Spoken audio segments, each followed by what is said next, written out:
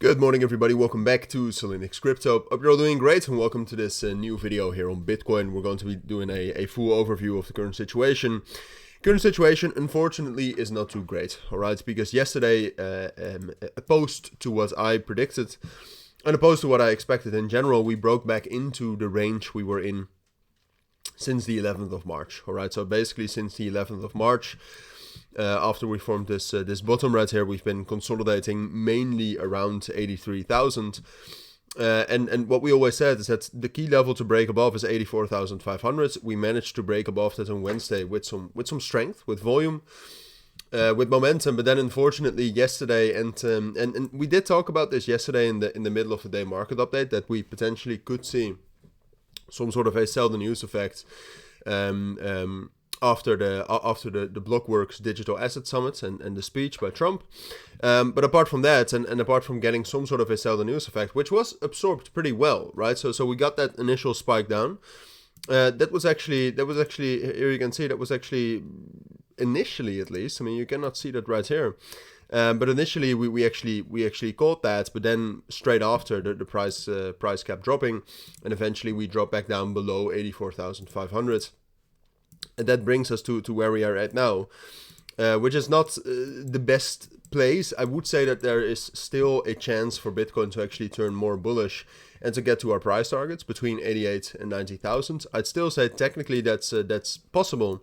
But obviously, fundamentally, one of the main reasons why we actually dropped back down into the range outside of the sell the news effect is that stocks yesterday have not been able to reclaim the most important key level. All right, Wednesday stocks were very strong, but then yesterday you can see we retested support here, and so far I'm not completely convinced by the strength we're getting from this support. All right, and ultimately, if we zoom out to the S&P 500 here, we do need to get that reclaim.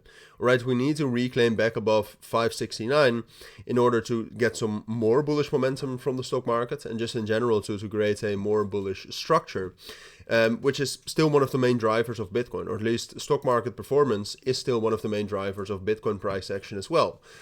So I would argue we need that in order to actually get some more bullish momentum from Bitcoin, because especially yesterday, if you take a look at the Coinbase Bitcoin price, whereas yesterday afternoon I was still fairly positive.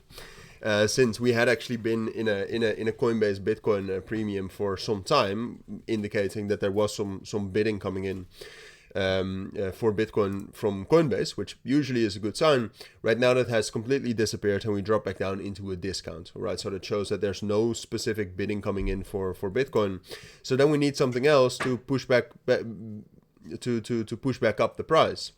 And I still think technically, what you can see right here, we have a high confluence zone right here at 83,200 between the POC and this trend line right here.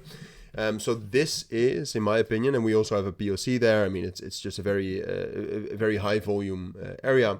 I still think if we get a strong reaction from that level, and you'll recognize it, all right, because then we'll spike down into that, and we will instantly spike back up, and we'll create some sort of a wick. Then that in combination, a strong touch there in combination with a stock market that's able to recover higher, that would still be able to push Bitcoin above 84,500 and into resistance levels. And it's a Friday, which is usually quite volatile, so that is a realistic possibility. But before we've actually seen that happening, so a bullish stock market opening or a strong touch from this level, I have to be honest and say that it's more likely that this is a real reclaim back into the range. This looks a little bit more like a fake out, and that we will drop back down lower as well. So that's something else than what I expected yesterday. But sometimes if the circumstances around the market change, you have to change your bias as well. All right. So I'm still leaving a little bit of a gap open for a potential, a real breakout here. But ultimately, at this very moment, I would say it's most likely we're back into the range, which would mean some more bearish pressure as well. But those are my thoughts. That's what I think you need to know. So if you do have any questions, let me know down in the comments. Take care and bye.